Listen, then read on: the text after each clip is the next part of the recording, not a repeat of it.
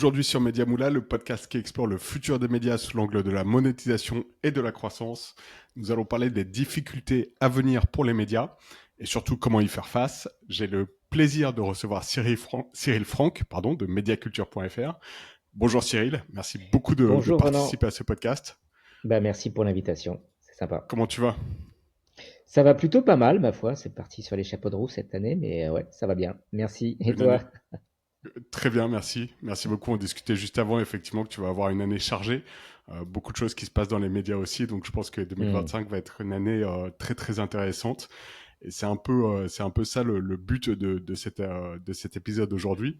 Alors, c'est vrai que tu es très actif sur LinkedIn. Du moins, j'en ai l'impression. Tu publies régulièrement du contenu. Et je me dis qu'à chaque fois, en fait, tes sujets feraient des épisodes de podcasts très intéressants. À tel point qu'en fait, pour cet épisode, j'ai pas eu beaucoup à travailler. J'ai repris ton sujet et je me suis dit que ça ferait justement un épisode parfait pour janvier 2025. On enregistre ça, cet épisode, nous sommes le 23 janvier, mais c'est un peu la feuille de route, l'état des lieux et la feuille de route que tu peux préconiser pour les médias. La publication qui a inspiré effectivement ce podcast, elle donne le ton. Elle démarre en disant, je cite, ça va tanguer sévèrement pour les médias en 2025, car les difficultés s'accumulent. Il va falloir être meilleur, se serrer la ceinture et s'unir. Bon, moi, on peut dire que c'est clair, mais l'idée, l'idée de cet épisode, c'est pas juste d'annoncer les mauvaises nouvelles. Hein. Je pense que les Hmm. médias, ils sont déjà au courant de la situation dans laquelle ils sont. Mais c'est d'avoir toi tes recommandations et la direction un peu que tu suggères aux médias pour s'adapter en 2025. Mhm. Mais avant d'attaquer le sujet, qui est Cyril? Qui est Cyril Franck? Que fais-tu? Que fais-je? Que fais-je? J'aimerais bien le savoir moi-même. Moi, je suis journaliste, enfin ex-journaliste. Je produis toujours un peu de contenu, mais bon, c'est puis mon activité principale est rémunérée. Je suis formateur et consultant pour les médias essentiellement. Et je travaille donc, j'ai ma propre structure, Mediaculture, mediaculture.fr. Et puis j'interviens aussi beaucoup pour l'agence Cosa Vostra, pour qui je fais la newsletter Mediarama sur Kessel. Voilà, et puis j'interviens aussi beaucoup pour Minted maintenant, entre autres clients médias. Voilà, à peu près le tour d'horizon. Très bien. Donc, tu as une très bonne expertise de l'univers des médias. Hein. C'est ton boulot. Tu dois parler également à beaucoup de médias au quotidien et dans tes semaines. Donc, c'est vraiment, Ouais. je pense, cette expertise qui va permettre de faire un épisode riche en enseignements. Avant de commencer, peut-être que je vais te demander de préciser quand tu as écrit ce post, cette publication sur Minted et sur LinkedIn. Par média, tu entends les médias généralistes d'actualité ou tu englobes tout l'univers média, donc même les médias thématiques comme par exemple un Marmiton ou un équipe.fr, etc. Qu'est-ce que tu entends par média? Alors oui, tous les médias vont être concernés. Alors plus ou moins, ils auront plus ou moins de difficultés. Il y aura des choses qui seront particulières. Il y a des cas de figure différents selon le type de média. Mais oui, tous les médias sont concernés par ce qui arrive, évidemment. Ouais, ouais. D'accord. Donc on va commencer, transition parfaite pour l'état des lieux, les difficultés à venir pour les médias. Tu avais listé en premier la baisse du trafic SEO, puisque Hmm. Google est de plus en plus volatile et imprévisible. Qu'est-ce que tu peux nous dire sur ce sujet? Qu'est-ce que tu vois?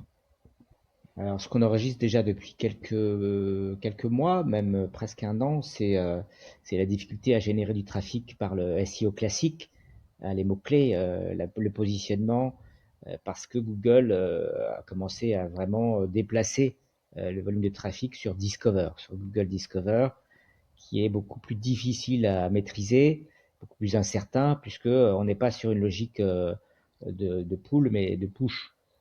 Il faut aller chercher, en gros, Google propose des contenus sur le mobile, hein, qui est devenu la priorité. Ça fait déjà plusieurs années aujourd'hui que, ne serait-ce qu'en SEO classique, le mobile était devenu prioritaire. Mais aujourd'hui, ça devient une source principale de trafic via les mobiles, via les applications Chrome, Google sur les téléphones, sur les smartphones. Donc, ça devient enfin, le, le volet de trafic principal des médias. Et ça devient compliqué parce qu'on ne comprend pas trop comment fonctionne. C'est beaucoup plus difficile d'avoir une position acquise C'est difficile de pérenniser. Il y a beaucoup plus de médias qui sont en concurrence. Il y a y compris des petits médias, voire des blogs, voire des pages. C'est très difficile. On est confronté à beaucoup plus de monde. La notion de marque média s'efface un peu par rapport à la pertinence locale, géolocalisée, du temps, du profilage de chaque individu. Donc en gros, c'est beaucoup plus difficile de générer un trafic pérenne et d'assurer, entre guillemets, ce qu'on avait autrefois. C'est-à-dire qu'il y a vraiment des variations très importantes. Tous les clients me le disent. On a des variations très importantes d'un mois sur l'autre, d'une semaine sur l'autre, en termes de trafic. Donc c'est compliqué d'asseoir un business model sur un trafic aussi volatile. Et s'il y a des perdants, donc en l'occurrence les médias en ce qui concerne excuse-moi, le trafic SEO, qui sont les gagnants, qui ressort aujourd'hui sur Google au détriment des médias? Euh, alors, les perdants, c'est surtout ce que j'ai entendu dire, en tout cas d'experts du domaine, c'est les e-commerçants. Le Mhm. shopping prend cher.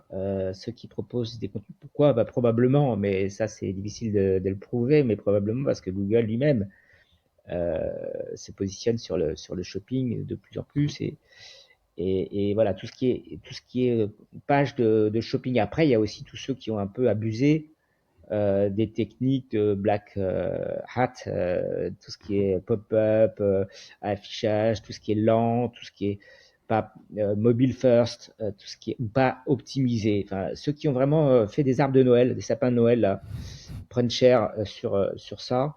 Ceux qui en bénéficient, bah, c'est finalement les médias locaux, petits médias locaux, très spécialisés, parce que là, ils peuvent tirer une audience très affinitaire, très précise. Et ça, Google, ils aiment bien. Donc, D'accord. la question de la géolocalisation en devient très importante. Ce qui devient compliqué pour les médias généralistes, les médias nationaux, les médias qui veulent toucher une cible un peu indifférenciée, là, ça devient compliqué. Euh, Ceux qui en tirent le bénéfice, c'est aussi les médias spécialisés, les médias niches, qui peuvent émerger sur certaines thématiques, mais à condition d'être en rebond, en résonance forte avec l'actualité du moment. Et c'est-à-dire que le timing de publication devient essentiel. La géolocalisation, la spécialisation, mais aussi le timing. C'est-à-dire qu'il faut publier, et c'est très compliqué de comprendre, qu'il ne faut pas être le premier. Pendant longtemps, on a pensé que pour être bien positionné sur Google Search, il fallait être le premier à publier sur un sujet, et comme ça on émergeait. En fait, déjà, ce n'était pas tout à fait le cas déjà en SEO classique. Ça l'est encore moins sur Google Discover, parce que en réalité, il faut être présent en rebond d'un intérêt qui a été décelé par les algorithmes. Donc le premier temps, c'est l'actu chaude. Et le deuxième temps, c'est l'attention qui monte. Et le troisième temps, c'est là qu'il faut être là, présent. C'est avoir des angles hyper pointus, hyper précis, hyper intéressants pour les utilisateurs. Et là, ça fonctionne un peu comme YouTube. Il y a des espèces de machines qui analysent le nombre de clics sur une période courte, sur d'échantillons de carottage d'intérêt. Et à partir de là, c'est là que ça peut décoller. Donc il y a des alertes, systèmes d'alerte côté Google qui leur disent bah, ce sujet il a un intérêt, on va le pousser ou pas, on va le reprendre ou pas. Alors on ne sait pas encore comment ça fonctionne et personne ne sait vraiment comment ça fonctionne. J'entends dire un peu tout et son contraire, c'est soit automatisé, soit semi-automatisé. C'est-à-dire qu'il y a aussi une part humaine, semble-t-il, peut-être probablement Mhm. dans le choix, en tout cas une partie des choix qui sont faits dans les pushs. Il doit y avoir une équipe d'éditeurs qui, en fonction des analyses qu'ils reçoivent, des outils qu'ils ont, pousse ou ne pousse pas tel ou tel contenu, et puis une partie automatisée quand même, qui publie automatiquement parce que ça serait, comme c'est géolocalisé, ça serait impossible à tenir. Donc c'est un mélange de tout ça, mais tout ça pour dire qu'il va falloir très très bon sur l'analyse du besoin en amont des utilisateurs et le rebond, c'est-à-dire la façon de se coordonner pouvoir publier le bon contenu au bon moment, ni trop tôt ni trop tard. D'accord. Est-ce que tu constates une certaine fatigue des médias à essayer tout le temps bah, d'être dans les bons carnets de Google et essayer de cocher toutes les cases et essayer de se battre pour un trafic qui est volatile? Ou est-ce qu'il y a vraiment cette volonté d'essayer de craquer le code et de savoir comment ressortir? Ou quelle est la direction? Ou qu'est-ce que tu entends quand tu parles aux médias? Ouais, clairement, il y a une fatigue, une usure. Toutes les modifications qui ont été faites, il y a eu tellement d'efforts qui ont été faits, et puis ça change tellement vite. Chaque nouvelle modification de l'algorithme peut modifier complètement les positions acquises qu'on croyait acquises. Donc, c'est usant. Ça demande de plus en plus d'expertise, de travail. Ça prend du temps sur la production de contenu. Parce qu'en fait, la diffusion devient prioritaire en réalité. Et Mhm. ça, c'est quelque chose qui use les équipes, les journalistes, mais aussi les éditeurs en chef, les rédacteurs en chef. Certains me disaient dans un journal féminin récemment, bah, je comprends pas. On a vraiment tout fait, ça marchait hier et aujourd'hui ça marche plus. Donc on est obligé de changer, on ne sait pas quoi faire. Alors je discutais avec eux, avec elles, je leur disais, mais vous avez fait ça, vous avez fait ça, et à chaque fois ils me disaient, oui, oui, on a fait ça, on a fait ça. Et ça marche pas, non, ça marche pas. Donc je comprends qu'elles soient un peu démunies parce que les bonnes pratiques, c'est pas forcément suffisant. Alors après, Mhm. il y a tout un travail d'anticipation du besoin, de positionnement éditorial, de sentir les tendances. Et je crois quelque chose qui n'est pas toujours fait, c'est-à-dire que pour ceux qui étaient des bons élèves du trafic éditorial, euh, être en rebond, etc., à suivre les tendances, c'est très bien. Mais en fait, il va falloir aussi faire quelque chose que les médias ne font pas assez sans doute, c'est être en proposition de contenus originaux et sur des choses qui sont quand même dans l'air du temps. C'est ça qui est très très compliqué. Parce que ça peut être repris comme ça peut ne pas être repris. Mais D'accord. prendre position sur des sujets qui ne sont pas forcément en rebond justement, mais qui sont en proposition de valeur avant. Voilà, avant que ça n'arrive. Parce que là, du coup, on émerge. Alors voilà, là, c'est très compliqué parce qu'il faut sentir, il faut connaître très bien ses utilisateurs, il faut avoir du nez. Ça redonne quelque part une forme de crédit et de légitimité au rédacteur en chef classique, hein, mais tout, avec, tout autant avec l'incertitude qu'il y a derrière, c'est-à-dire qu'on n'est pas sûr que ça sera repris. Alors, Mhm. donc c'est vraiment très très difficile. Il y a une question d'organisation, il y a une question de réactivité, il y a une question de tout ça, mais au-delà de ça, il y a aussi une question de quels sont vraiment nos lecteurs, de quoi ils ont vraiment besoin et comment les servir au mieux, y compris sur des choses qui ne sont pas forcément encore sur le tapis. Très bien. Et pour ça, pour cette connaissance plus fine de l'audience, est-ce que les médias ont des outils, des process, ou c'est quelque chose qui pensent acquis et ils pensent connaître leur lecteur, et parfois en creusant le sujet, ils ont des découvertes, des moments un peu ah, je savais pas qu'en fait nos lecteurs étaient intéressés par ce sujet ou tel autre sujet. Bah là, tu touches du doigt un des points faibles, je trouve, des médias par rapport à d'autres secteurs. Les médias connaissent pas assez bien leurs audiences, je trouve. Ils connaissent le trafic, ils savent très bien monitorer ce qui fonctionne, voilà, ce qui clique. Mais fondamentalement, la partie vraiment plutôt CSP, voilà, critères sociodémographiques, âge, et puis entretien quali, tout ce qui faisait la force des médias, des magazines Mhm. d'autrefois, avec des équipes, des études, service études qui étudiait ça, qui faisait des entretiens, qui analysait les besoins, qui voyait les retours. Cette richesse-là, elle a été sacrifiée euh, ces 15 ou 20 dernières années pour faire des économies. Et aujourd'hui, cette qualité vraiment de l'audience, cette connaissance fine de l'audience, ben on l'a plus. Je lisais encore un papier hier sur le groupe Prisma qui fait des coupes franches dans son fameux service études, qui était un des meilleurs au monde, qui était réputé pour ça. Et voilà, on économise sur la connaissance du lecteur parce qu'on estime aujourd'hui qu'on a des outils de tracking qui permettent de se passer finalement de ces enquêtes quali. Mais en réalité, ça c'est bien voilà, pour être en rebond de ce qui fonctionne.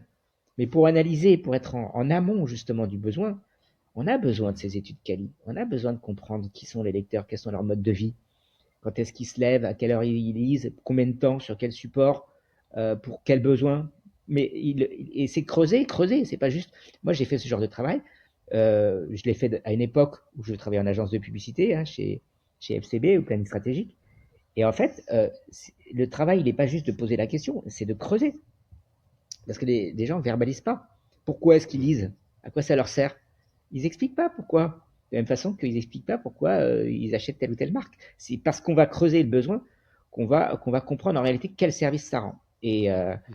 Et voilà, le besoin de certains d'être plus sur de la connaissance comprendre le monde, besoin pour d'autres d'être au contraire sur du sujet plutôt pratique, puis des équilibres qui sont différents par individu, par groupe d'individus, sur des zones géographiques qui peuvent être très très différentes entre Aix-en-Provence, qui est plutôt bourgeois, euh, très CSP+, catégorie sociale, je dirais intellectuelle, et Marseille, qui est beaucoup plus populaire, beaucoup plus... Voilà, ça n'a rien à voir, les cibles. Et pourtant, on touche un journal qui est le même, qui est la Provence. Donc, il faut vraiment différencier, aller plus dans le détail, comprendre vraiment les besoins. Et ça nécessite un peu d'investissement, un investissement qui aujourd'hui, malheureusement, n'est à mon avis pas assez fait.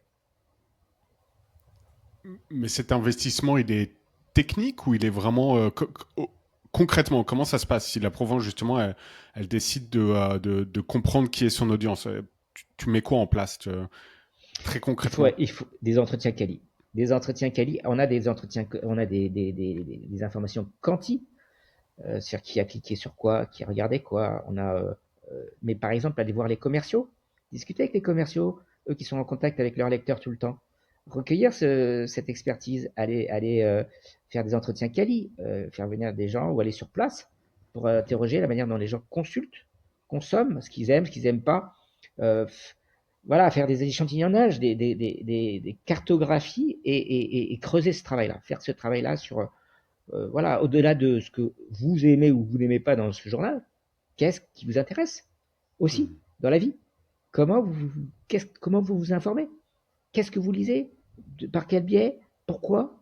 Qu'est-ce qui vous plaît dans tel ou tel contenu? Allez chercher aussi des inspirations. C'est tout ça, ce travail de fond qu'il faut aller Mhm. faire et qui n'est pas assez fait parce qu'on a la tête dans le guidon, Ouais. qu'on essaie de distribuer, qu'on diffuse, qu'on est, euh, on est en train d'essayer de sauver les meubles et on n'a pas le temps de se poser pour faire ce travail Hmm. de fond qui est prioritaire pourtant. Très intéressant, super intéressant. Est-ce que tu as un exemple de média qui réussi à faire ça ou vraiment c'est pour l'instant tu n'as pas vu de telles initiatives?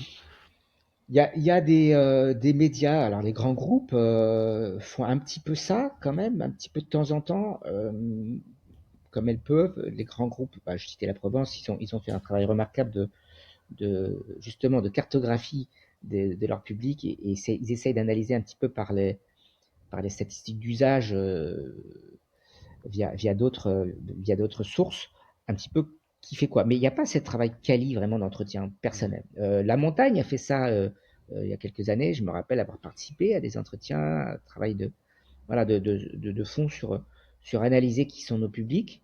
Il y a quelques initiatives, mais globalement, ça n'a rien à voir avec ce qui se faisait dans les années 90 ou 80. Euh, voilà, les temps sont durs, donc on économise un peu sur tout, et c'est logique, c'est normal, enfin je veux dire, c'est compréhensible. Mhm. Par contre, c'est comme tout domaine, quand on est en difficulté, souvent on coupe l'innovation et la recherche, et c'est Mhm. évidemment pas ce qu'il faut faire. En Mhm. réalité, s'il y a un secteur qu'il ne faut pas couper, c'est bien celui-ci. Voilà, donc ça se retourne finalement, ça ne fait qu'accélérer et empirer, ou en tout cas, ça ne résout pas les problèmes sur le fond. On est sans arrêt en train de courir après des rustines de Mhm. diffusion sans s'intéresser aux produits assez.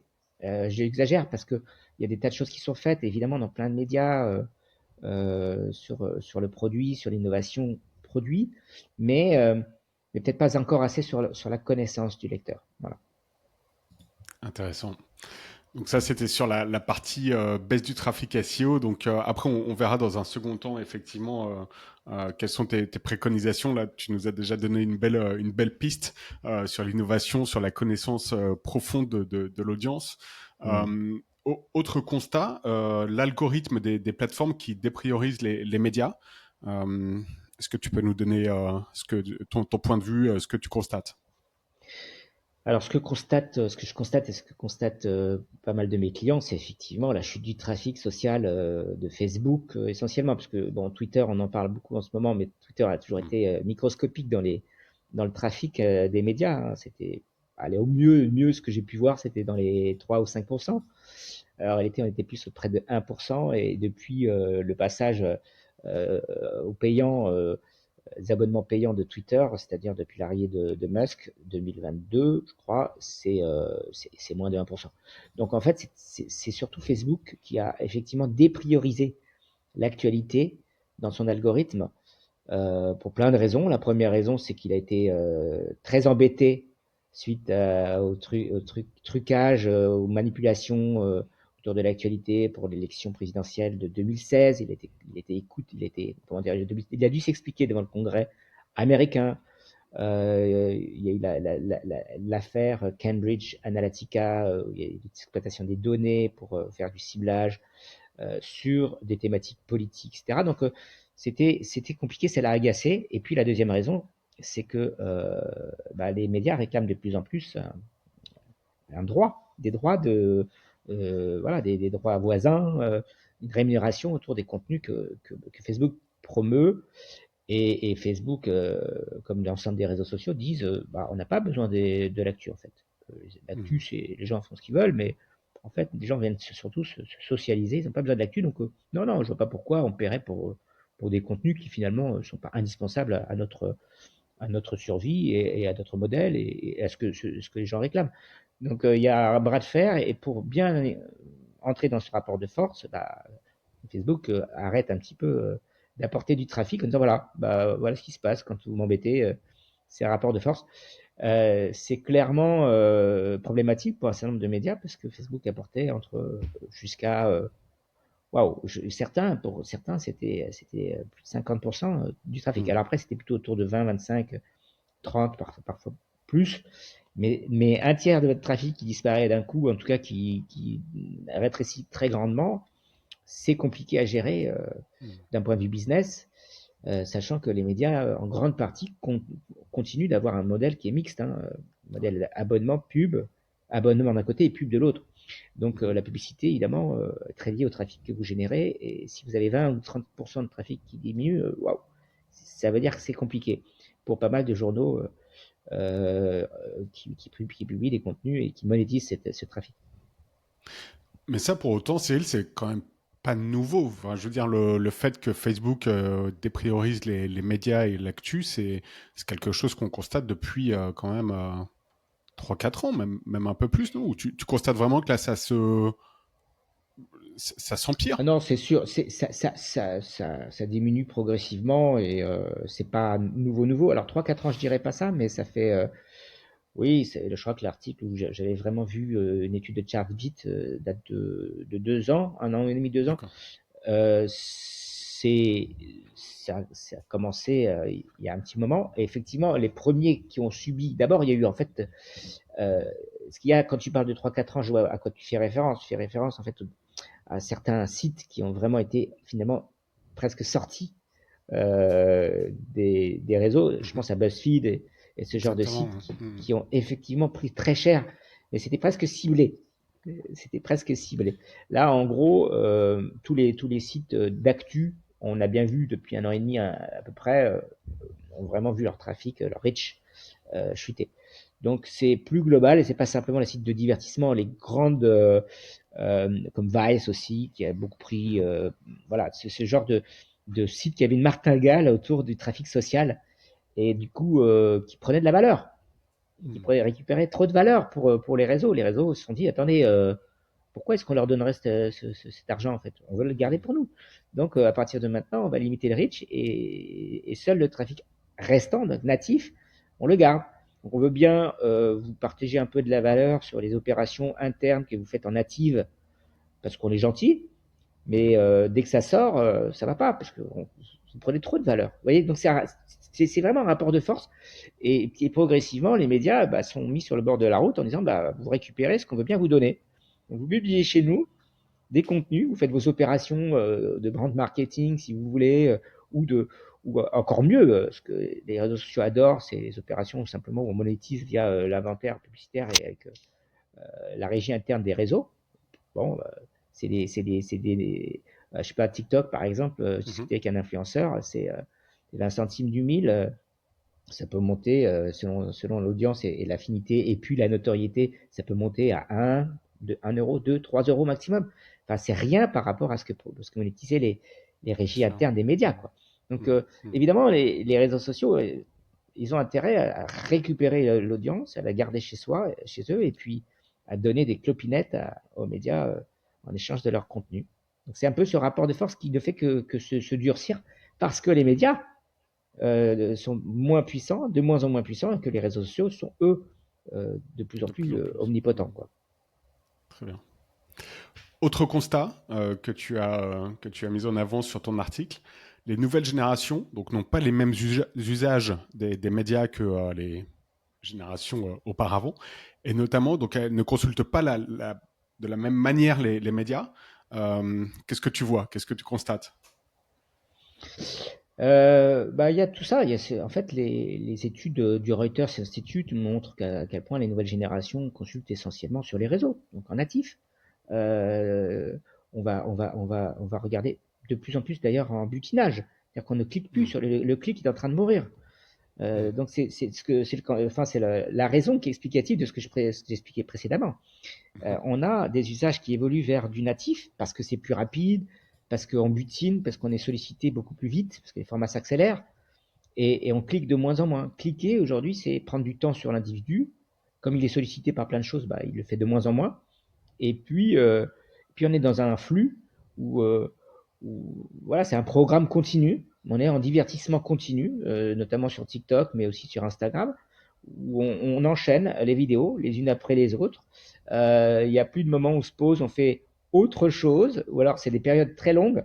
Moi, je discute avec des jeunes étudiants, bah, ils chillent pendant 1 heure sur Instagram ou sur TikTok ou sur Discover sur Snapchat parfois.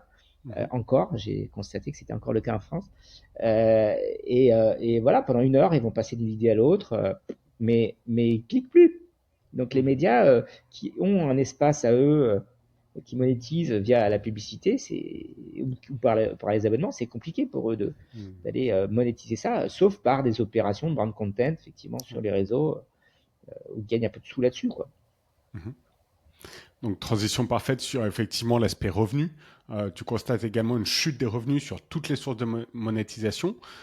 Et tu mettais quand même une exception sur bon, l'abonnement qui stagne, mais c'est vraiment Mmh. par oui, sauf exception en fait, même l'abonnement, Mmh.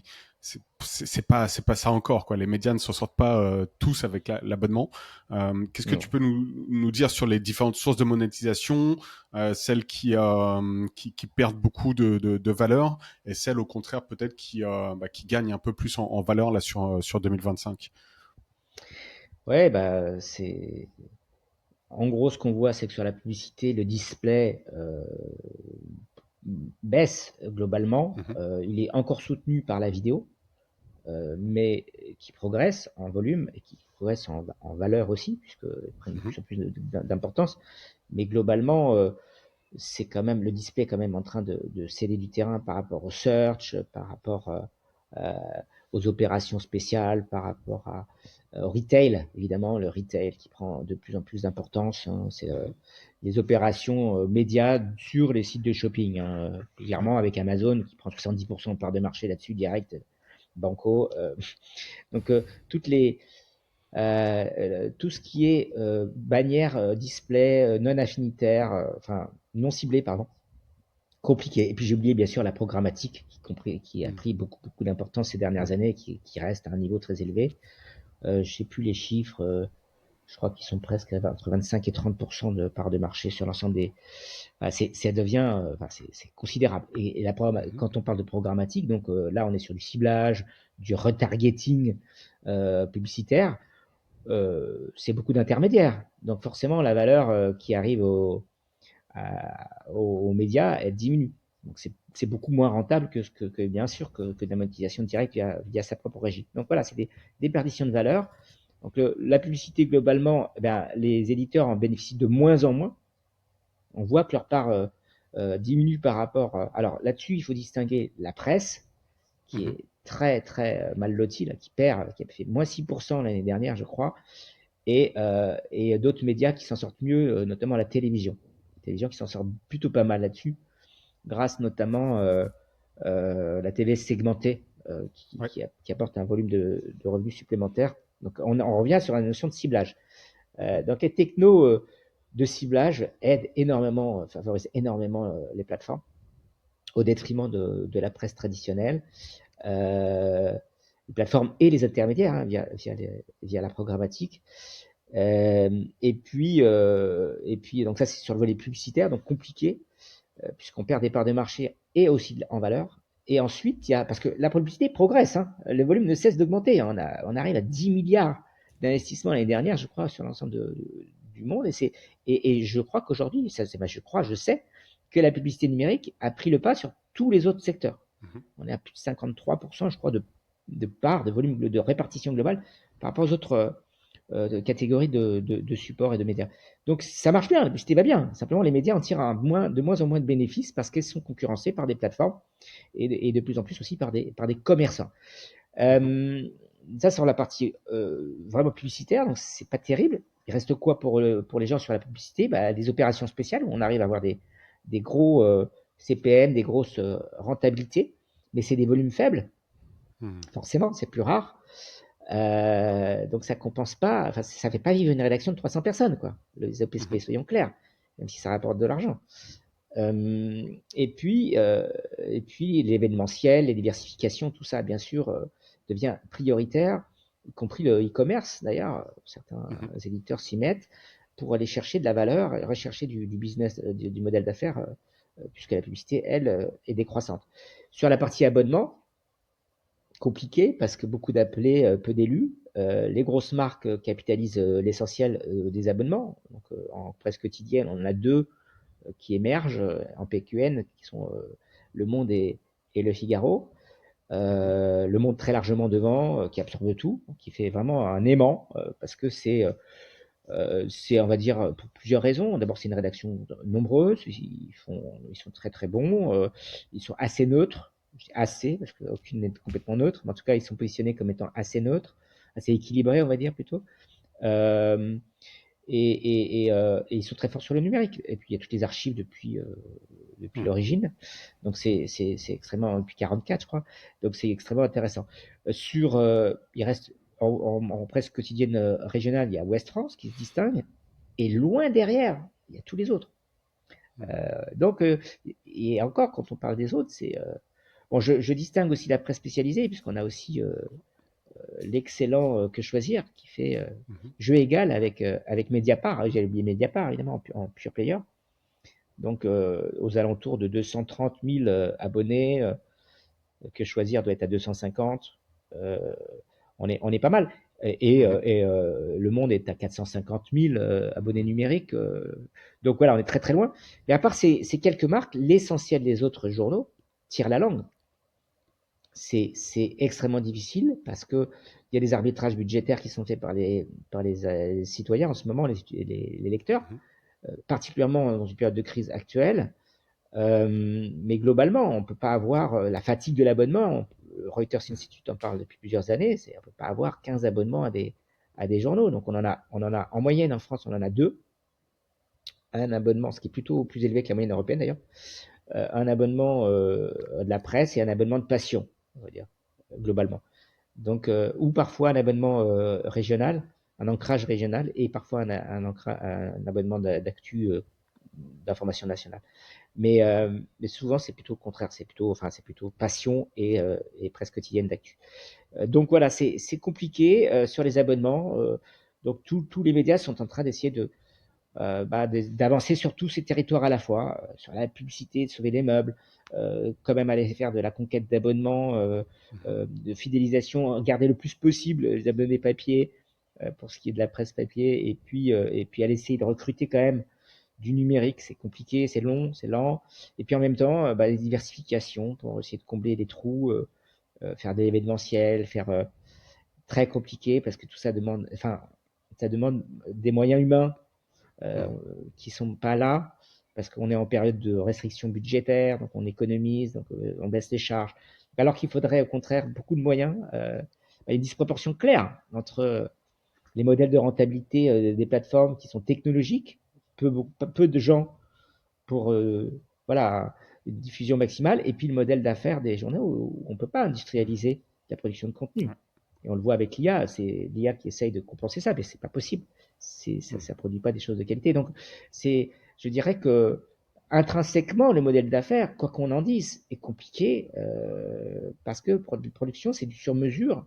Production d'info, c'est du sur-mesure, alors que alors que le modèle technologique de distribution, c'est industrialisable. Voilà. J'aimerais juste qu'on revienne. Tu as parlé de e-commerce pour les médias. Alors, il y a deux choses. Il y a, au début, tu parlais de retail média, donc Amazon qui va faire de la publicité Mm, sur son site, en gros. Mais quand mm. tu parles de e-commerce pour les médias, est-ce que je comprends bien, c'est l'affiliation, ce qu'on appelle le content commerce? Alors ça, c'est le premier niveau, effectivement, le content commerce, on va s'associer à des marchands pour, Mhm. euh, pour prélever, enfin, pour mettre en avant leur contenu et derrière prélever un taux, une rétribution en fonction Mhm. du nombre de clics ou de leads ou de ventes. C'est des Mhm. modèles différents. Mais ça, c'est le modèle d'affiliation classique. Et puis, il y a certains éditeurs qui se sont lancés aussi dans le shopping direct, quoi. D'accord. Montage de boutiques. Je pense, alors, c'est pas encore complète, enfin, surtout dans le domaine technologique, je sais plus qui avait fait ça. Les numériques, Mhm. euh, qui avait fait ça. C'est plus lié au secteur. Moi, je me rappelle de mon époque où je travaillais chez ZDNet, on avait un partenariat avec shopping.com Mhm. et il y avait ils avaient plugué automatiquement tous les articles qui parlaient de telle ou telle marque avec la boutique. Ce qui était super malin, D'accord. parce qu'il n'y avait pas de lien direct avec la rédaction, et pourtant ça permettait au lecteur, bah, une fois qu'il avait eu sa recommandation, de cliquer sur acheter. Mhm. Derrière, c'était le partenaire, la filiale même, qui faisait ça. Donc ça s'est développé aussi, je sais, à la montagne avec pêcheur.com. Ils avaient racheté pêcheur.com pour faire du e-commerce. Je crois qu'ils ont revendu depuis, donc ça montre que c'est pas facile.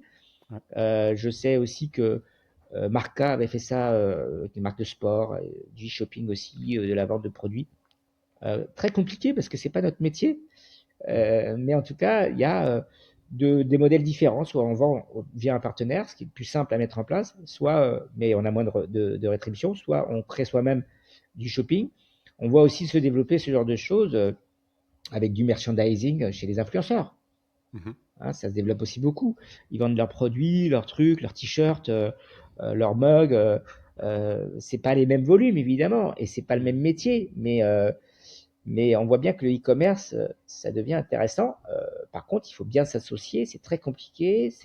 Mhm. C'est pas le même métier, donc Ouais. voilà, difficile de gérer à la fois un métier éditorial de se mettre à devenir Mhm. commerçant, quoi. Donc, souvent, on Bien passe sûr. par l'affiliation Mhm. d'abord. Ouais. Je te relançais sur l'affiliation parce que c'est un domaine qui intéresse beaucoup mon audience et même moi, je suis beaucoup intéressé par ce business model. Est-ce qu'on voit sur la presse, sur la presse, donc par exemple, effectivement, Le Parisien, Ouest France, enfin tous, ils se sont mis à faire des rubriques shopping.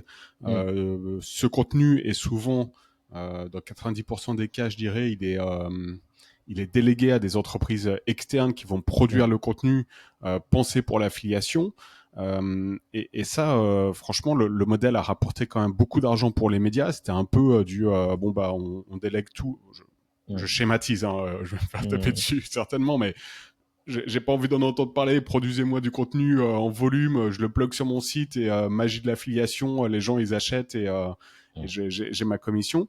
Mais ça, ce modèle, très clairement, on voit qu'aux États-Unis, tous les sites qui font ça, ils se sont fait shooter par Google. En Angleterre, ça commence. Là, les sites, j'ai lu hier un article qui disait que les sites généralistes qui faisaient aussi des rubriques code promo, tu sais, le code promo via Ouais, le Parisien, etc. classique. Ça Mm, commence à se faire dégommer aussi.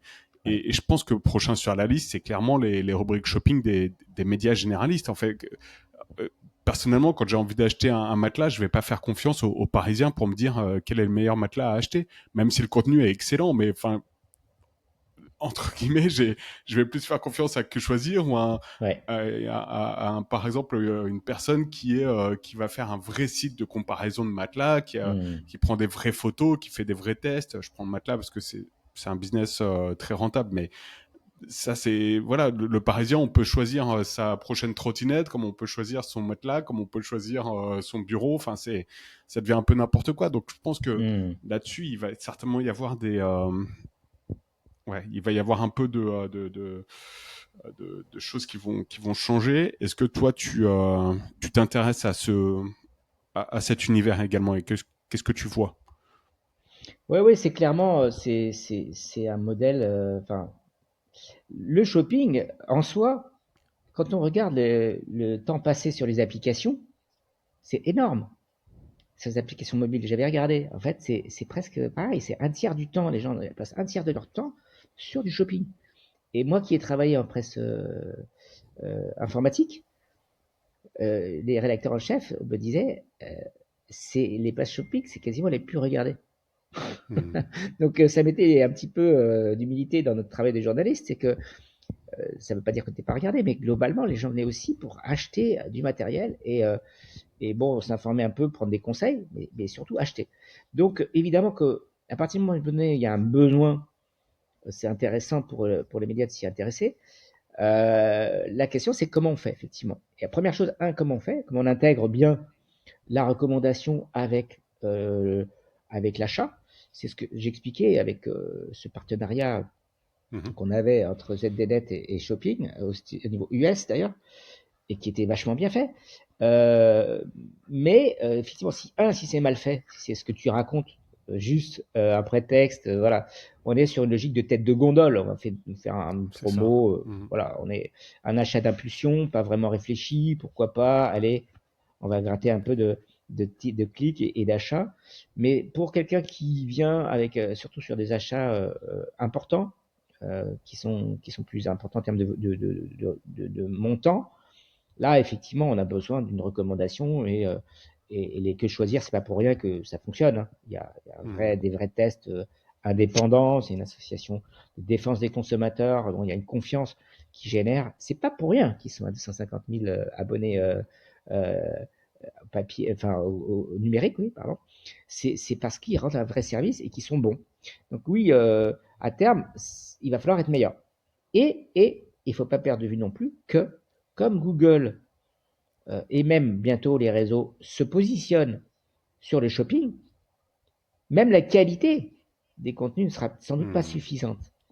C'est ça qu'il D'accord. faut bien prendre en compte, c'est que la qualité ne suffit plus. On a affaire à des diffuseurs qui ont la main sur le contrôle sur la distribution des contenus.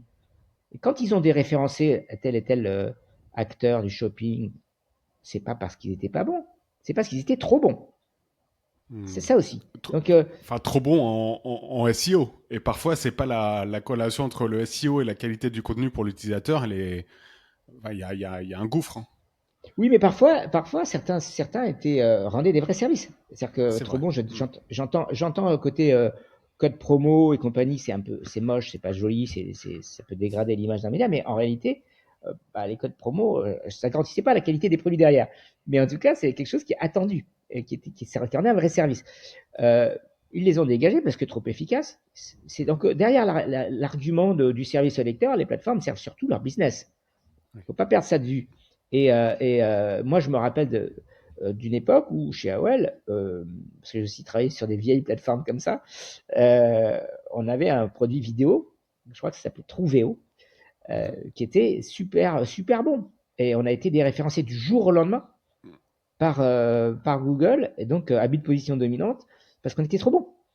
Donc Hmm. l'argument du service au lecteur, de oui, mais vous comprenez, c'est pas terrible, machin, je l'entends et quelquefois il est justifié, mais il n'est pas toujours justifié. Et je pense que surtout les plateformes Google et compagnie et Facebook ont en tête de gagner de l'argent encore plus sur le Bien sûr. shopping à terme. Hmm. On a vu D'accord. se développer beaucoup sur des plateformes comme Line au Japon, Mhm. WeChat en Chine.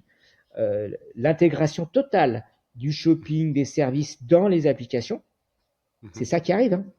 Je Ouais, pense ça, c'est que des méga apps où on peut tout faire. On peut payer son exactement, électricité, on peut acheter un truc, exactement. se faire livrer quelque chose, etc. Ça, c'est fou.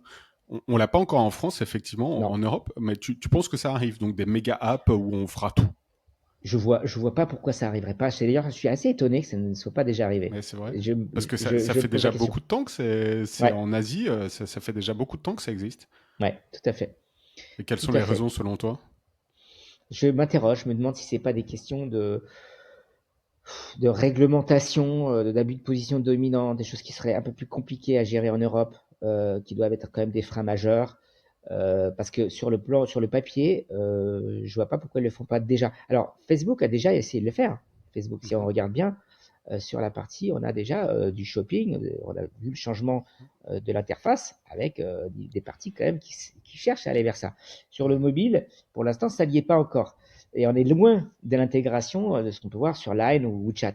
Mais, mais je vois pas pourquoi à terme ça va pas arriver. Donc, ouais, je mettrais bien 2 cents là-dessus, ouais. Ok, intéressant. Prochain constat, sur le contenu IA, tu en as rapidement parlé, et Ouais. sur l'infobésité, qu'est-ce que tu vois et bon, j'imagine que ça va être encore un peu bon, pas forcément des bonnes nouvelles pour les médias et pour les consommateurs de médias. Ouais, c'est alors euh, comme toute nouvelle technologie, l'IA apporte beaucoup d'avantages. Elle permet de gagner du temps sur la reformulation. Elle gagne du temps sur l'automatisation de choses qui sont pas forcément très intéressantes, comme les mots-clés, euh, métadescription, ce genre de choses.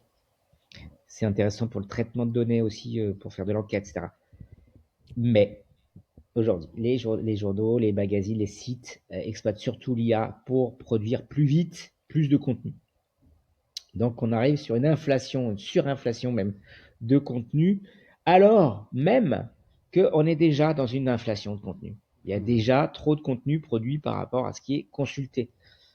Une étude de l'INA qui date il y a quelques années expliquait qu'il y avait 70% des contenus qui étaient de la réplication pure, euh, du, de la copie, quoi. En grande partie d'ailleurs parce que l'AFP irrigue un peu toujours d'ailleurs la presse quotidienne régionale, et donc on a cette duplication de contenu qui fait qu'il y a une caisse de résonance en fait là. Mais au-delà de ça, il y a quand même énormément de sujets qui sont traités de la même façon, sur des mêmes angles, avec des différences petites, parfois sur le titrage ou sur la manière de. Mais globalement, c'est les mêmes contenus. Donc, beaucoup de contenus disent la même chose.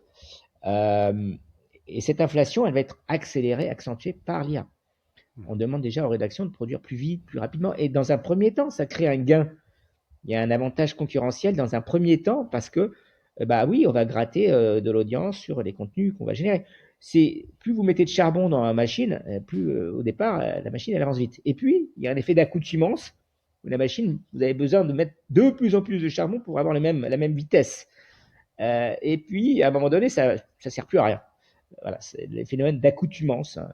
Pour obtenir la même réponse, il faut augmenter le stimulus. C'est la même chose sur les contenus. On a cette tendance qui est aujourd'hui de produire de plus en plus de contenu plus vite grâce à l'IA. Et c'est la tentation naturelle, évidemment. Sauf que ça, évidemment qu'en termes de stratégie, ça n'a aucun sens. Mhm. Parce que d'abord, pour l'instant, ça sert le SEO, mais assez rapidement, Google va se rendre compte Mhm. que bah, c'est pas de la qualité. Donc, pour l'instant, ils savent pas trop bien déceler. Mais Mhm. ils vont évoluer là-dessus. Donc, à terme, ils vont pénaliser probablement ceux qui ont utilisé ces techniques-là, comme ils ont pénalisé à une époque ceux qui mettaient trop de métadescriptions ou des mots-clés partout dans les pages parce que, en fait, ça servait pas le lecteur. Et là, ils avaient raison là-dessus. Donc, il y a pour l'instant cette tentation de surproduire pour gagner, pour compenser justement cette baisse de trafic, pour aller chercher plus de trafic, ce qui est évidemment pas ce qu'il faut faire. Et au contraire, tous ceux qui pourraient améliorer, augmenter le contenu par des enquêtes, par le traitement de données, etc., tout ce qui vraiment permet de faire l'IA.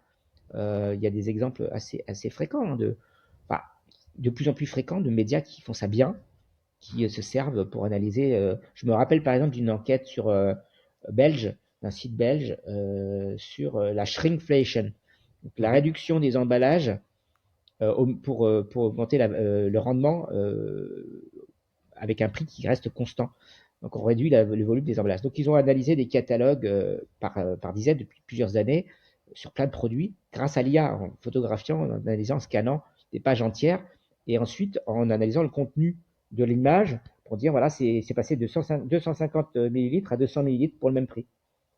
Et donc ce traitement, cette analyse groupée, rapide par scan, puis en plus après le traitement de data, s'il n'y avait pas d'IA, personne ne fait ça. Bien Et sûr. assez rapidement, faire un sujet sur, bah, en réalité, voilà, on a la preuve que en moyenne, sur 10 ans, il y a eu une réduction, une augmentation des prix réels de tant de pourcents sur telle catégorie de produits. Mhm. C'est super. Et là, on voit vraiment le gain utilisateur. Bien sûr. L'IA permet de faire ça. Ça recherche, ça demande une recherche euh, journalistique, ça demande une réflexion et ça demande un petit investissement quand même en termes de traitement. Il faut un data analyst, faut être organisé pour faire ça proprement. C'est pas des énormes investissements, mais ça nécessite quand même de se poser un petit peu. Et ce travail, il n'est pas fait par les médias aujourd'hui, enfin la plupart. Mmh. Donc, Mmh. alors c'est un peu tôt peut-être, ça va peut-être venir, mais il faut quand même se poser la question de ce qu'on fait avec l'IA. Voilà. Mmh. Ce qu'il y a, c'est que, comme tu le disais avant sur un autre sujet, c'est que les médias sont tête dans le guidon et ils Mm. n'ont pas le temps d'explorer toutes les possibilités que l'IA offre, à part les choses très basiques de se dire effectivement, bon bah allez, on sauve les meubles, on produit plus de Ouais. contenu, on fait un peu de veille grâce à l'IA, etc. Mais les outils évoluent tellement rapidement aussi que en Mm. fait, c'est quasi impossible pour un média de se poser et de se dire, bah voilà notre stratégie sur même les 3 prochains mois avec l'IA.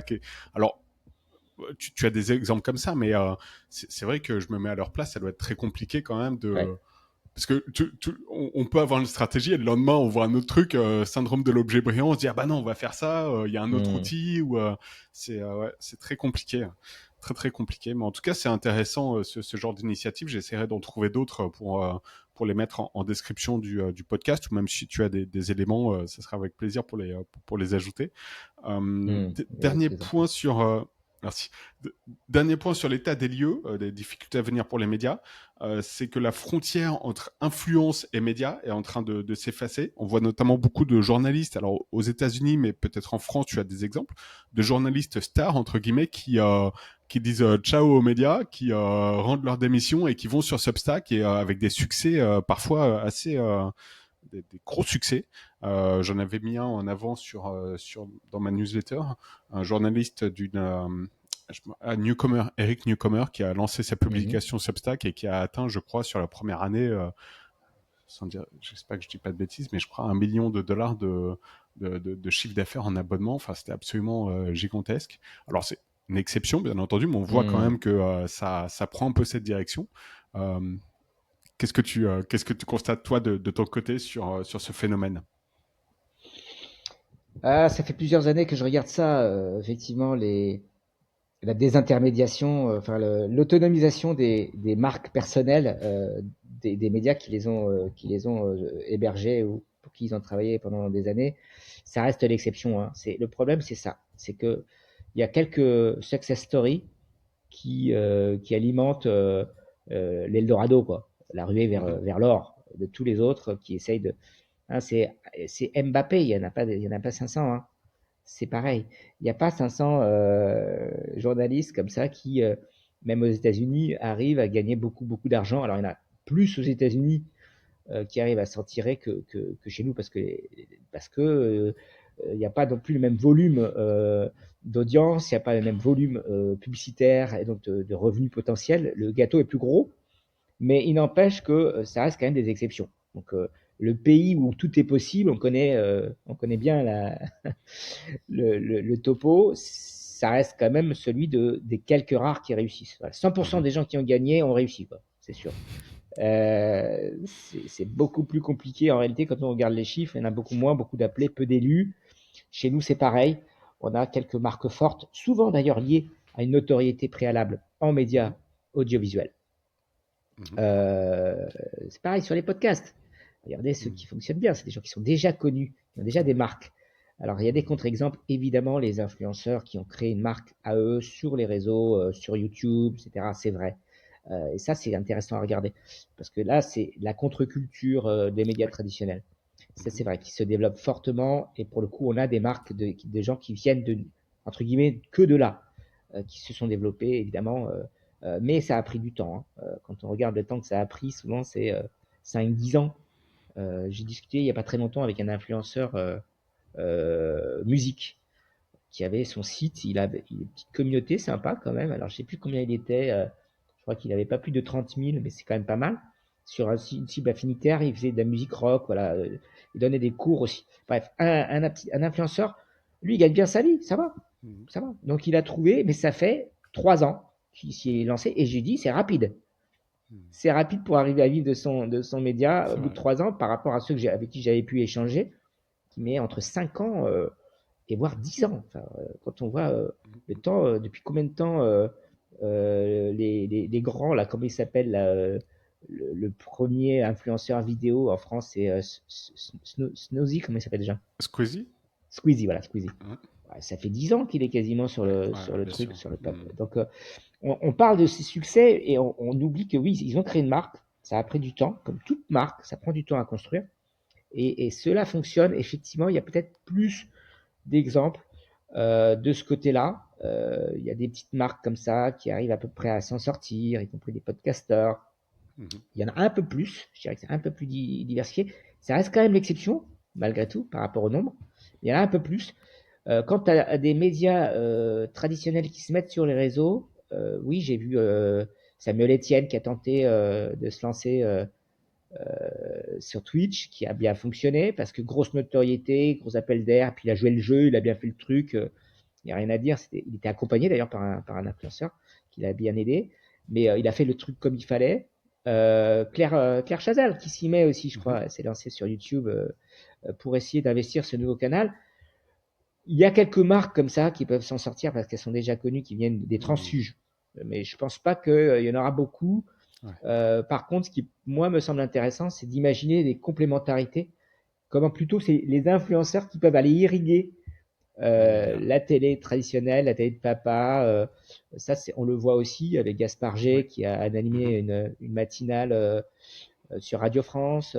On le voit avec la coproduction de Hugo Décrypte Mhm. pour France Télé.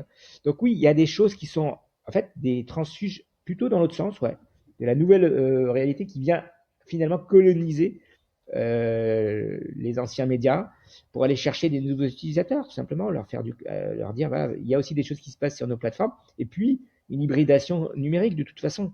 Aujourd'hui, les gens regardent YouTube sur leur téléviseur. Une bonne partie des gens utilisent YouTube sur leur téléviseur. Mhm. Donc, Mhm. la fusion, la numérisation fait que, à un moment donné, la fusion, elle est en train de se faire. Euh, elle est en train de se faire. Donc, des transfuges qui vont de l'ancien au nouveau monde, j'y crois pas trop, parce que bon, ça reste anecdotique. Mais par contre, oui, l'hybridation, elle a lieu, ouais, tout à fait. Ok. Par la technologie, en fait, par le support et par le mouvement. Effectivement, moi, ma recommandation aux médias, c'est de dire euh, déjà, inspirez-vous Ouais. de ces utilisateurs, de ces Mhm. influenceurs, enfin, producteurs de contenu et journalistes. Hein, parce que quand je parle de Squeezie n'est pas journaliste, c'est un animateur, mais Hugo Décrypte, Gaspard G sont des journalistes pour moi. Mhm. Ils produisent du contenu qui est vérifié, qui est validé, qui est sérieux, qui est mis en scène, enfin qui a un format qui est sérieux. Donc pour moi, ce sont des journalistes qui n'ont pas de carte de presse et qui n'ont pas de numéro de commission paritaire, mais ce sont des journalistes, ils font du journalisme. Donc là, il faut s'inspirer de ce qu'ils font et qu'est-ce qu'ils font Mhm. de mieux que les médias. Eh bien, ils sont moins verticaux, ils interrogent leur communauté, ils leur demandent ce qui les intéresse, ils échangent, ils relaient parfois les commentaires des gens, ils les intègrent à la conversation. Ils suivent d'abord beaucoup leur centre d'intérêt, ils regardent vraiment ce qui les intéresse, et après ils les intègrent à la conversation. Voilà. Donc quand j'ai créé un média, moi en 2010, ça s'appelait Quoi.info, c'était mon objectif, de faire une conversation avec les lecteurs, qui puissent non seulement commenter, mais contribuer. Ils étaient coproducteurs du contenu, ils étaient Mhm. signataires, ils avaient leur espace. C'était ça l'idée. Et je pense que les médias devraient faire ça. Pourquoi ils devraient le faire aujourd'hui? Parce que ça contribue beaucoup à l'abonnement, à la fidélisation, au lien, la communauté. Donc, ça, c'est la première chose qu'ils devraient faire, s'inspirer d'eux. Et puis la deuxième chose, c'est de s'en servir comme ambassadeur aussi. De Mhm. les intégrer, comme a fait Radio France, c'était malin, Ouais. pour aller chercher de nouveaux publics. Voilà, diversifier aussi les points de vue. Il y a des trucs de vieux qui peuvent vous intéresser aussi, vous savez. Ou alors nous, on peut aussi s'adapter à ce dont vous avez besoin. On a de la puissance, on a des moyens. Donc, il y a des choses à imaginer aussi. Donc, Mhm. cette hybridation, elle doit se faire aussi dans les collaborations. Très bien. Ouais, super intéressant, effectivement. C'est un point de vue que j'avais pas eu encore sur ce podcast et que j'avais pas moi-même étudié, donc très très intéressant, et transition parfaite justement sur le futur des médias, tes préconisations, parce que là on était vraiment dans l'état des lieux, Ouais. donc j'espère que les gens ne sont pas en déprime hein, par rapport à cet état des lieux, parce que le but de cet épisode et ton boulot aussi, c'est forcément de Ouais. donner des préconisations et de dire bah non, en fait il y a des choses à faire, les Mmh. médias ne sont pas morts mais ils évoluent, donc là tu Mmh. viens de donner un peu ta préconisation sur l'aspect influence et journalisme. Mmh. Ouais. Si on reprend sur l'aspect trafic, donc on Ouais. voit que Google a coupé le robinet en gros. Qu'est-ce que tu recommandes aux médias qui se posent des questions sur le SEO et qui se disent bon Cyril, on fait quoi? On fait quoi sur le SEO? Bah, c'est de toute façon, je me garde bien de donner des faucons Yaka parce que ça reste extrêmement compliqué. Et pour en avoir discuté vraiment encore très récemment avec plusieurs médias, je vois bien que le job il est quand même fait, que c'est sérieux, quoi. Ma première recommandation, elle tourne autour de l'organisation. S'organiser pour être en meilleur rebond par rapport à l'information, donc le trafic qu'on peut générer. Donc bien sentir le moment où il faut publier, bien sentir les moments où on va diversifier les angles, et puis le troisième temps, bien anticiper les angles qui ne sont pas encore prévus. Donc c'est vraiment de l'organisation, de la temporalisation à court terme, à moyen terme et à plus long terme. Voilà, donc c'est aussi, ça c'est la première chose. Ensuite, c'est s'organiser aussi sur la recirculation, sur l'exploitation des contenus qu'on a déjà en magasin. Hmm. Et puis, c'est s'organiser aussi sur l'innovation, sur ce qui est, voilà, comment on peut imaginer les produits de demain. Les produits, c'est avoir une logique produit, c'est pas simplement de se dire on va produire créer un nouveau contenu, un nouvel article, un nouveau truc qu'on va publier. C'est aussi de se dire comment on va valoriser l'ensemble de cette production au sein d'un espace. Donc ça tourne autour du l'UX design, ça tourne autour de l'expérience utilisateur, du besoin. Donc vraiment le côté produit, est-ce que ça rend un besoin suffisant? Parce que j'en discutais avec des chefs de produits. J'ai fait un papier il y a quelques temps sur les chefs de produits que je considère comme étant le maillon clé aujourd'hui des médias. Euh, Combien de fois certains m'ont dit bah, on avait pensé à cette fonctionnalité, puis en réalité, quand on a vu l'usage qui en a été fait, on a abandonné. Et c'est dommage. Souvent, certains m'ont dit c'est dommage parce qu'on a passé un temps fou à développer un truc, qui nous a coûté beaucoup d'argent, et en fait, sur une intuition qui n'a pas été assez validée en amont. D'où l'importance, quand on est chef de produit, de bien Ouais. valider le produit, l'idée avant de se lancer. Euh, mais en tout cas, avoir cette idée de comment valoriser les contenus. Les contenus ne suffisent plus. J'ai déjà dit ça il y a plusieurs années. La qualité des contenus ne suffira pas à sauver la presse. J'avais écrit il y a au moins 10 ans. Et c'est triste à dire, mais c'est d'autant plus vrai aujourd'hui. C'est-à-dire qu'aujourd'hui, ce qui peut sauver la presse et les médias, c'est une expérience utilisateur, une expérience, Mhm. un service d'information, de lien social, un service de compréhension du monde, mais aussi un service de divertissement. C'est tout ça que les gens veulent.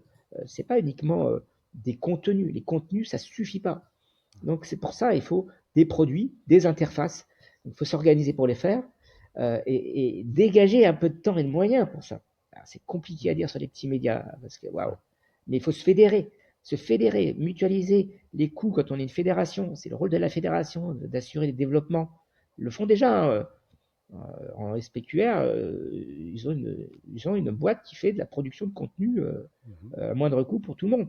Donc, c'est déjà le cas. Ils peuvent se fédérer aussi sur l'IA pour faire de l'innovation. Mhm. Ils peuvent se fédérer sur des grands projets de CMS, ce qu'ils n'ont jamais fait malheureusement, mais c'est difficile de mettre tout le monde d'accord, mais il va falloir qu'ils le fassent. Parce que là, il y a urgence. Mutualiser Ok. les coûts, faire de l'investissement collectif, produit, développer la communauté, évidemment. Extrêmement important, c'est le cœur de la valeur aujourd'hui. On n'est pas des producteurs de contenu. C'est pas vrai. Il faut arrêter de se prendre pour des producteurs de contenu ou d'informations. On doit être des animateurs. Enfin, aussi, enfin, oui, on produit des contenus, mais on doit animer cette communauté et Mhm. l'éclairer, l'aider à s'y retrouver. Voilà, c'est ça notre rôle. On n'est plus simplement des gens qui donnent de l'information comme ça. Ça suffit plus.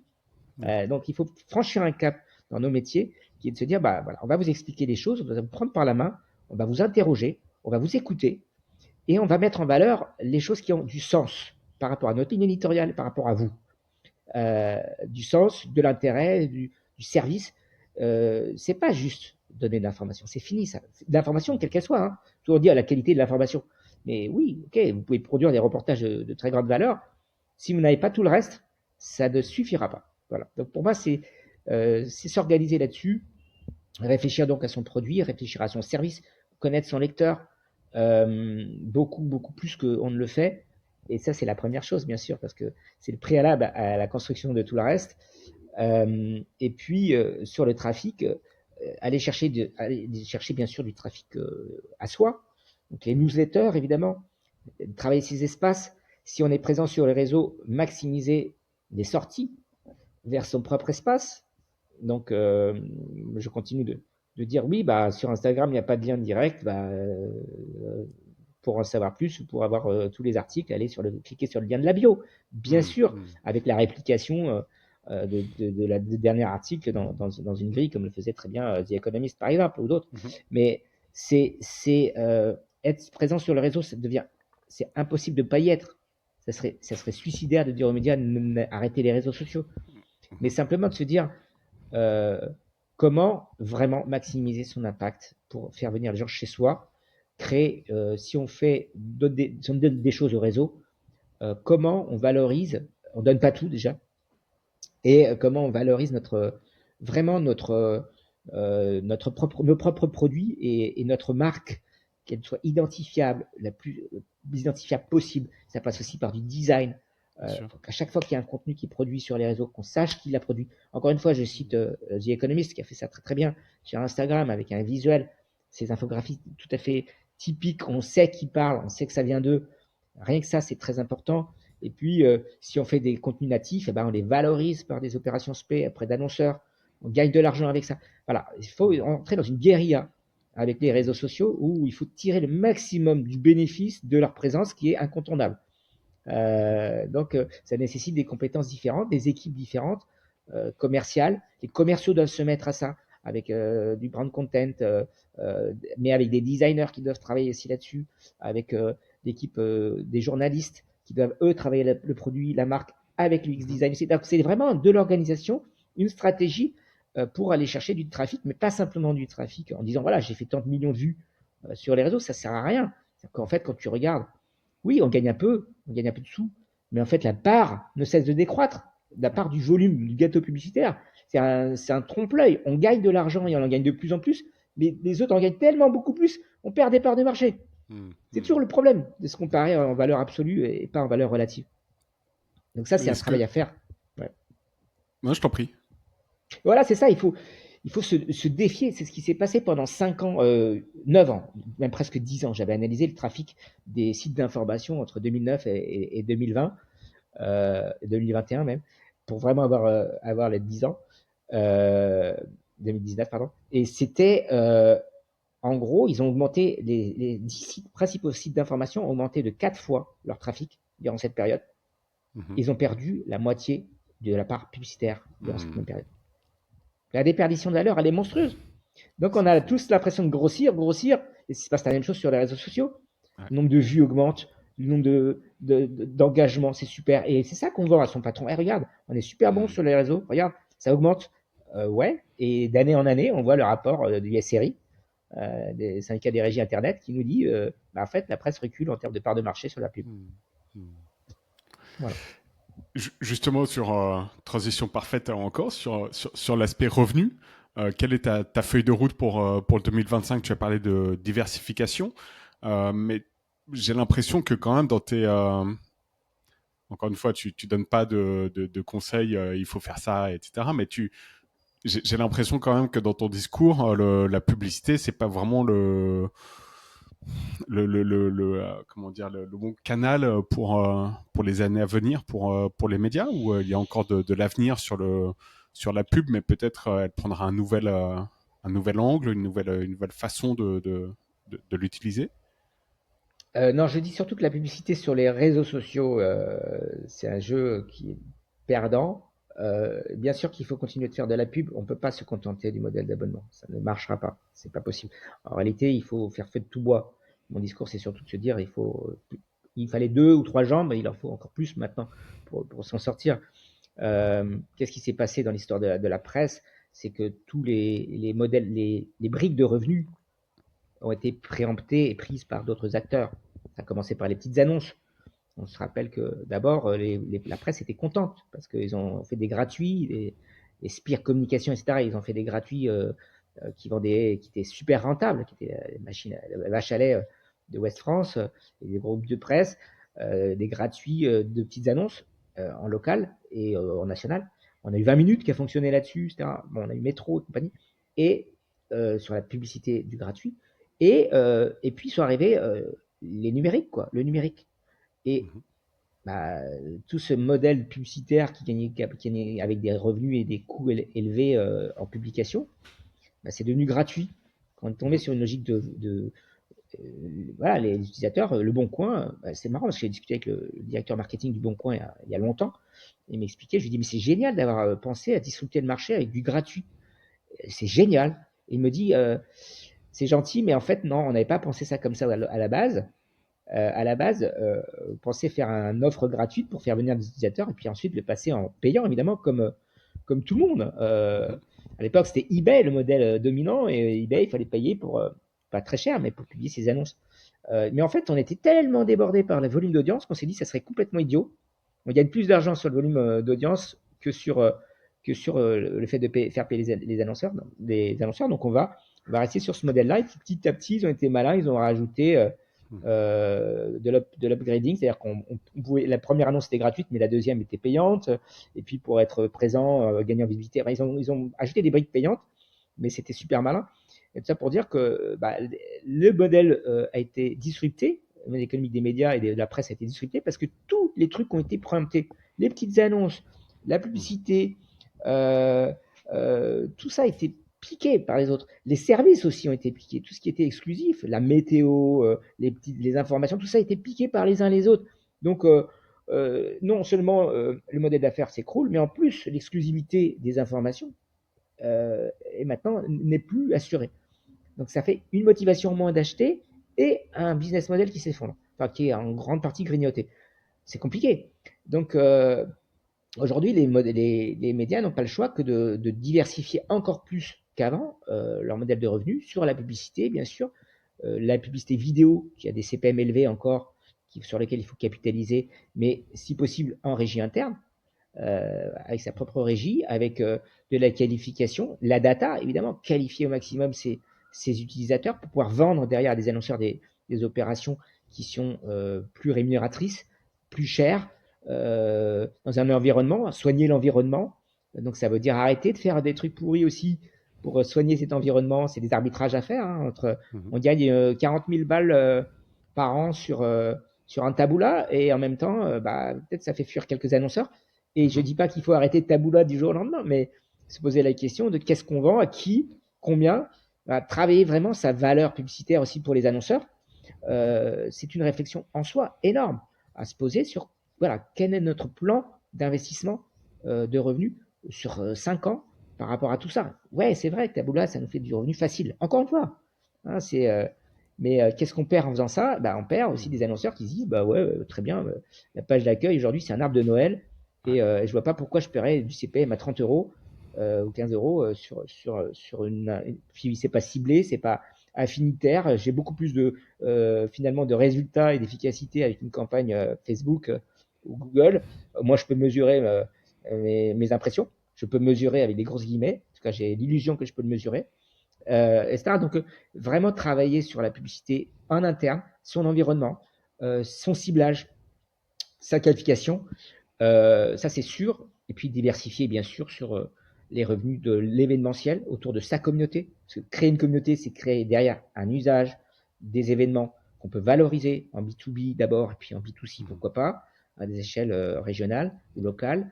C'est l'affiliation bien faite, intégrée. C'est pourquoi pas du retail. Enfin, moi, j'ai rien contre si c'est bien fait hein, sur du shopping, du retail.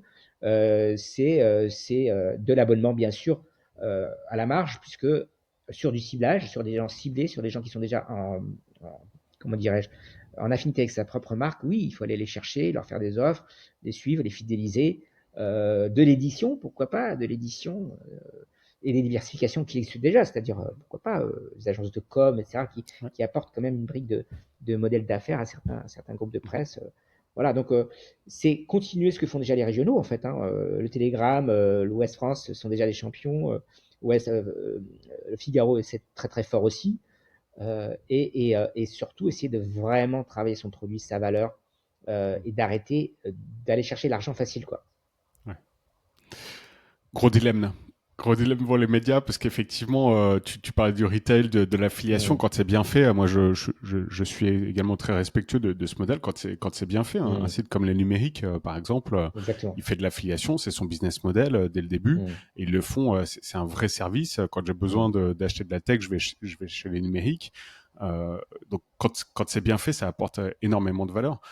Mais effectivement, pour avoir eu un média, alors c'était un média thématique à petite échelle, hein, parfois, quand on voit des chèques arriver sur la table en se disant ouais, fais-nous une opération pour AliExpress, etc. C'est tentant parce qu'ils alignent, ils alignent le budget, mais derrière, mm, effectivement, c'est à terme en fait, c'est pas forcément ce qui va nous faire gagner la crédibilité, euh, l'amour de l'audience pour son média, parce ouais. il faut ça en fait, faut quasiment une relation vraiment. Ah, tiens, j'ai envie d'aller sur ce média. C'est pas je tombe sur ce média dans mon feed ou non, c'est vraiment j'ai envie première chose dans la journée, j'ai envie d'aller voir ce qu'ils ont publié, comment ils voient l'actu, etc. Mm. Mais c'est très compliqué quand on a effectivement des propositions un peu alléchantes ou de se dire bon bah allez on plug Taboola et bim ça tombe. Mais c'est ouais, c'est très très dur Oui, oui, surtout quand on d'arbitrer. a, je sais très bien la pression qu'ils subissent dans tous les médias. Aussi la direction qui veut quand même limiter la casse en termes de revenus, d'investissement, ils perdent de l'argent. Dire ouais, c'est plusieurs centaines de milliers d'euros par an pour plugger un Taboola ou autre, ou AdBrain. Mhm. C'est compliqué de se dire on va refuser 300 000 balles par an, quoi, ou Ouais, 500 bien 000, sûr. enfin je sais plus Mm, combien on mm. est. Donc et en même temps, la question c'est pas tout ou rien, c'est aussi comment on le fait. Bien sûr. Mm. La techno permet aussi de faire de la recirculation interne. On peut aussi blacklister, mais ça veut dire mettre quelqu'un qui surveille, qui monitore bien le truc. C'est encore une fois de la ressource, mais il faut le faire. C'est euh, c'est aussi comment on le fait, à quel endroit, pas sur toutes les pages, pas sur. Alors je sais que maintenant ce genre de plateformes, ils ont des exigences. Hein. C'est ça qui est Mhm. compliqué, c'est qu'ils sont devenus tellement puissants qu'aujourd'hui ils imposent aussi certaines choses. C'est ça ou rien. Voilà, on vous impose un bloc de six trucs ou rien. Mhm. Ça devient compliqué. Mais aussi de se dire, d'accord, on veut pas de ça, mais qu'est-ce qu'on met en place à côté? Mais ça veut dire s'organiser pour se dire, bon, bah, on accepte de ne pas gagner d'argent sur ce coup-là, mais par contre, on va aller chercher du revenu sur nos OPSP, donc il faut s'organiser pour le faire. Il faut aller chercher de l'argent sur une ambition effectivement de recrutement d'abonnés. Donc ça veut dire qu'est-ce qu'on met en place si on voilà combien il faut d'abonnés pour compenser le manque à gagner. Alors tout ce calcul et puis on peut peut-être y aller progressivement. On Mm. limite un peu dans un premier temps et puis enfin arrêter du jour au lendemain. Ouais, Tout c'est suicidaire. C'est ça n'a pas de suicidaire. sens. Donc évidemment qu'on ne peut pas se permettre. Mais il y a des choses, il y a des petits arbitrages quotidiens qui doivent être faits quand même pour préserver à long terme la viabilité du média. Donc c'est quand même, à un moment donné, il faut quand même savoir où on veut aller. Et la stratégie, c'est de se dire, ok, moi je veux rester majoritairement sur de la publicité. Bon, ok, très bien. Que veulent mes annonceurs? De quoi ils ont besoin? Qu'est-ce qu'il leur faut? Et s'organiser pour le faire. Euh, ou alors, ma priorité, c'est les abonnés. Ok, qu'est-ce qui leur manque? Qu'est-ce qu'il leur faut? Qu'est-ce qui est gênant? Est-ce que c'est gênant pour eux d'avoir un pré-roll sur les vidéos? Oui, non, on ne sait pas en fait. Posez-leur la question. Ou analysez la façon dont c'est fait.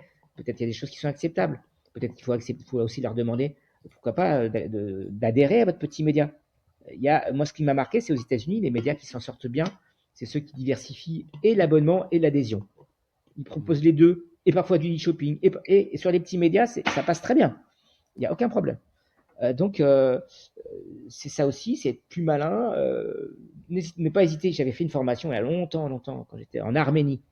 Enfin, un journaliste, un média arménien, je leur avais dit, vous n'avez pas de financement.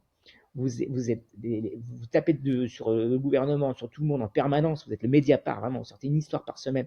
Incroyable. Vous êtes hyper populaire. Et vous ne demandez pas d'argent. Et le rédacteur en chef me disait, bah non, on n'est pas là pour tendre la main. Je dis, mais il faut tendre la main. Parce que les gens veulent vous soutenir. Et c'est pas des choix que de leur demander de Bien sûr. vous aider. Vous rendez un service énorme. Il n'a pas voulu m'écouter, il l'a pas fait. Et c'est dommage. Parce que voilà, une culture, on n'a pas envie. Ça. Ouais. Il ne s'agit pas de demander de l'argent. C'est-à-dire, vous voulez que Mm. ce service continue de fonctionner, bah, il faut nous aider parce que sinon, on n'y arrivera pas. Donc, il ne faut pas hésiter, être malin, le faire intelligemment, avoir des preuves de sa valeur, bien sûr. Mais j'ai oublié de parler évidemment dans le business model de l'adhésion, du soutien. Mm. Il y a plein de modèles aussi qui sont possibles via, via les cagnottes, via tout ça est possible aussi sur les petits médias. Donc il ne faut pas non plus hésiter à le faire si on rend un service et si on a de la valeur. Très clair. Bah, écoute, des chouettes recommandations sur tous les aspects de l'état des lieux des médias pour 2025. Est-ce que Peut-être pas tu as tous, mais encore, enfin, il y en a pas mal. du moins sur tous les thèmes qu'on a Ouais, abordés sur la première partie, j'imagine que enfin, je mettrai ton lien, tous les liens pour retrouver ton contenu parce que tu partages régulièrement sur LinkedIn ou sur les sites, sur Minted, sur Mediaculture, etc. Des choses qui peuvent vraiment aider les médias. Est-ce que tu as encore 5 minutes pour des questions de oui, fin? C'est bon bien pour sûr, toi? Ok. bien sûr. Quel est l'outil ou le service que tu rêves d'avoir pour faire ton boulot, mais qui n'existe pas encore aujourd'hui? Alors, dans le Cyril plus publication de contenu, justement. Est-ce qu'il y a un outil qui pourrait t'aider dans ton quotidien? Euh, ouais, alors moi je fais de la veille. C'est une grande partie de mon travail, c'est de faire de la veille. Et c'est vrai que j'utilise donc Feedly essentiellement, et puis Twitter avec les listes. Qui, par exemple, sur Twitter, je ne peux pas rechercher dans mes favoris par mots-clés. Ça m'énerve. J'y arrive pas. J'ai essayé plein de trucs.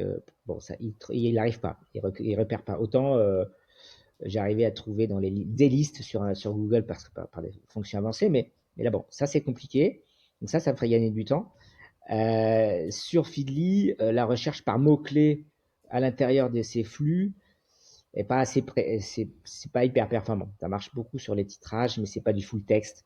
Donc voilà, Mhm. ça, si j'avais un outil qui permettait d'aller plus vite. Alors l'IA permet de gagner du temps, sélectionner quelques sources, mais pour l'instant, c'est limité à pas trop de sources parce que sinon ça mouline trop, ça plante, puis en fait c'est décevant. Mais à terme, ouais, j'espère que l'IA va m'aider à identifier par mots-clés, par sujet, par tendance, sur des sources précises, euh, les sujets qui m'intéressent. Mais oui, tout ce qui est analyse de tendance aussi, j'aimerais bien un outil.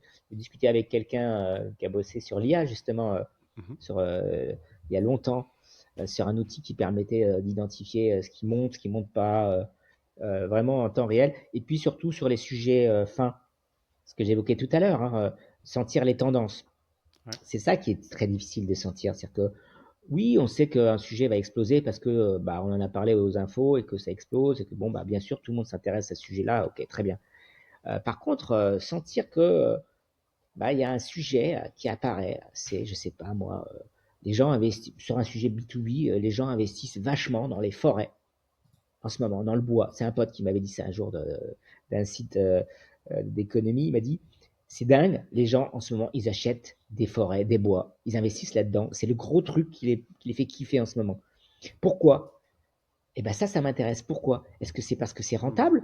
Est-ce que c'est parce que ça fait rêver sur le côté climatique? Est-ce que il y a un truc qu'il faut creuser là, tu vois? Et Mhm. moi, avoir Mhm. un outil qui m'aide à identifier ces tendances, ces petits bruits qui émergent là, pour bien sentir vers quoi évolue la société, c'est mon rôle à moi.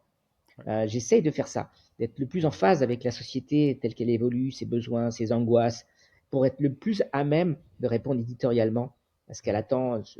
Quand elle comprend pas un truc, je suis ravi, ça veut dire qu'il y a du boulot pour nous. Donc, Mhm. je disais souvent dans un article il y a longtemps, je disais, il faut écouter les commentaires, surtout les plus stupides, qui avaient fait pas mal parler à l'époque, avec ma façon de titrer toujours un peu racoleuse.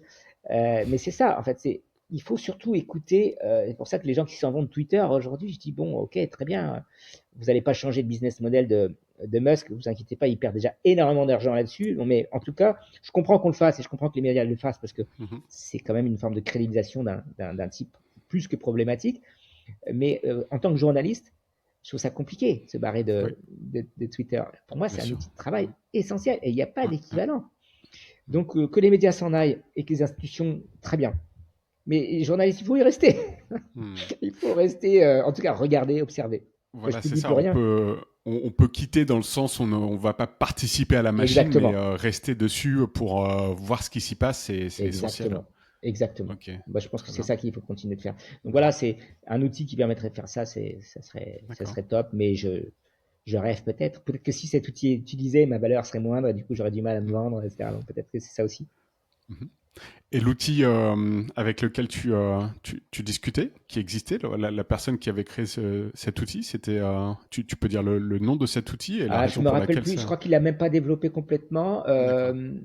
Il a même pas finalisé, mais enfin, on se rappelle de Transboard, ce genre Ouais. d'outil qui était un peu sur le même principe voilà, de suivre des mots-clés, des tendances. Il y avait aussi à l'époque, comment c'est, Alexandre Malch qui avait développé un outil pour sentir les tendances qui émergeaient. Bon, c'est des outils comme ça qui sont intéressants pour analyser. Puis même Google Trends, hein, que Ouais, bien j'utilise sûr. toujours, Mm. qui sont des outils intéressants, mais que je trouve pas hyper performants sur la. Mm. Voilà, c'est pas complètement performant. Et puis sur la recherche de mots-clés sur des sources qu'on a identifiées, pour l'instant, c'est pas encore le top. Mais je me sers quand même de tous ces outils et Mhm. j'arrive à trouver quand même quelques trucs. À Il n'y a pas bidouiller un d'outil peu. parfait. Ouais. Mm. Et pourquoi, à ton avis, Transboard a cessé? Ils ont pivoté, maintenant c'est Flint, Flint Ouais. Media. Mais ils Bah étaient déjà parce que trop tôt bah, ou il y a deux choses. Un, la première raison, c'est que malheureusement, l'un des fondateurs, qui était l'ingénieur, Hmm, la tête pensante, est décédé. hmm. Je me rappelle plus de son nom, mais c'était un sémiologue, le chercheur qui était derrière Ouais. cet outil. Donc ça a compliqué évidemment le développement du produit. Et puis, euh, et puis c'était sur de la sémantique. Mhm. Et l'IA a tout balayé, quoi. Ouais. La recherche sémantique, c'est des catégorisations, des clusters sémantiques, donc de cognitifs. Et l'IA, c'est de la pure probabilité, donc du traitement de données pure, statistique. Aujourd'hui, d'ailleurs, je crois que les outils mélangent les deux. Mais on est sur un mélange un peu des deux. Mais en tout cas, voilà, c'était pas hyper performant non plus. Les utilisateurs n'étaient pas hyper satisfaits. Sur certaines thématiques, ça marchait bien, d'autres, ça marchait moins bien. Voilà, le produit n'était pas complètement au point non plus. D'accord. Intéressant. Quelles sont les tendances, donc dans le cadre des médias, qui te stimulent le plus en ce moment? Où tu vois vraiment un horizon, le ciel bleu, et tu te dis, ah, c'est là-dessus, ça c'est génial, il va se passer plein de choses et c'est très stimulant pour toi. Bah, évidemment, l'IA intelligente, l'IA qui est faite pour augmenter la qualité des contenus, c'est évidemment quelque chose qui m'enthousiasme beaucoup.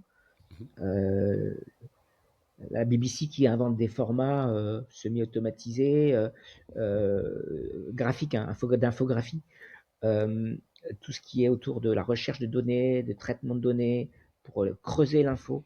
Bien Mhm. sûr, je vois bien l'interaction, le retour de l'enquête, du travail de fond, au détriment de simplement de la forme. Finalement, la forme, la bonne nouvelle, la mauvaise et la bonne nouvelle. La bonne nouvelle, c'est que la forme, finalement, n'a plus d'importance puisque l'outil peut le faire très bien. Ce qui va devenir de plus important, c'est le fond. Qu'est-ce qu'on raconte? Et ça, c'est à la fois une mauvaise nouvelle pour les médias qui avaient concentré essentiellement leurs efforts sur la forme, la mise à forme, et c'est en même temps une bonne nouvelle pour le journalisme, parce qu'il va falloir vraiment aller chercher l'info, la vérifier, lui donner du sens, la mettre en contexte, et trouver un format qui est intéressant. Et l'automatisation, non, ça ne marchera jamais à 100%. Il y a des choses qui pourront être facilitées à la vie, mais il faudra toujours continuer de mettre la main à la pâte, hein. Moi, j'utilise euh, à mort tous les outils d'IA, enfin, mid-journée, enfin, peut-être pas tous, mais une bonne partie. J'utilise toujours de la mise en forme, du traitement Photoshop et compagnie, hein. C'est les deux, mon capitaine. Et ça marche jamais à 100%. Donc, voilà, c'est un exemple parmi d'autres, mais et pareil sur ChatGPT et compagnie. Ça m'arrive de l'utiliser. Là, encore récemment, sur LinkedIn, j'ai fait mon prompt 3 fois. C'était nul. J'y arrivais pas. Donc, je l'ai fait à la main et j'ai gagné du temps. Mhm. Donc, ça marche pas à tous les coups. Donc, il faut continuer mais c'est très enthousiasmant, là, ce qui arrive. Ouais. Et au contraire, quelles sont les choses qui t'inquiètent ou plutôt qui t'interrogent le plus dans cette industrie des médias? Bah, j'en ai déjà parlé, hein, l'infobésité, la production à tout crin, indifférenciée, cette recherche, cette course derrière les plateformes, ce manque de fédération, difficulté à se fédérer, à enfin se mettre autour de la table. Je dis souvent en aparté aux médias, bah, ouais, le, les Gaulois ont fini par s'unir contre, contre César, un peu tard, un peu Mhm. tard. Donc, un peu trop tard. Donc, il va falloir s'unir vraiment sinon on va être balayé. Et en tout cas, moi, je crois que bien sûr, les meilleurs vont s'en sortir. Je sais bien sûr, je suis pas inquiet sur le journalisme et sur la production d'informations. On en aura toujours besoin et de plus en plus, en fait. Mhm. La question, c'est à quel coût social, à quel coût, combien ça va coûter en termes de, voilà, de coût social et de pluralisme aussi. Il y a des petits journaux qui ont. On a vu les déserts d'information aux États-Unis. Euh, c'est pas parce que les lecteurs étaient pas là, ils étaient très, très contents, les lecteurs, mais parce que d'un seul coup, 25% des revenus disparaissaient à cause de la pub en 2008, à partir de 2008, la crise de 2008. Bon, bah, il se pose la même question chez nous. On a les amortisseurs sociaux en France, les aides d'État à la presse, plein de prêts qui ont été garantis après le Covid, etc., qui ont facilité les choses. Là, on entre dans le dur parce que les prêts commencent à diminuer, il faut les rembourser, et que les aides diminuent. Donc, ça va devenir, et puis que les revenus décroissent et que les charges, elles augmentent. Donc, voilà, il y a un effet ciseau qui devient compliqué. Mhm. Alors, prochaine question, tu as déjà mediaculture.fr, mais est-ce qu'il y a un autre business ou un autre média que tu rêverais de lancer? Ah, bah, c'est mon média que j'ai toujours rêvé de lancer, c'était mon coach de l'information.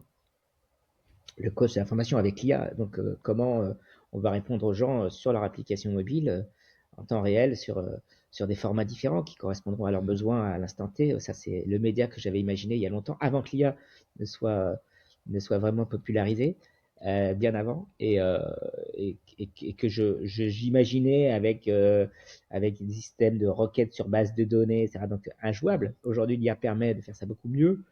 Donc, imaginez un média comme ça qui rendent des services vraiment qui sont vérifiés, qui soient vérifiés.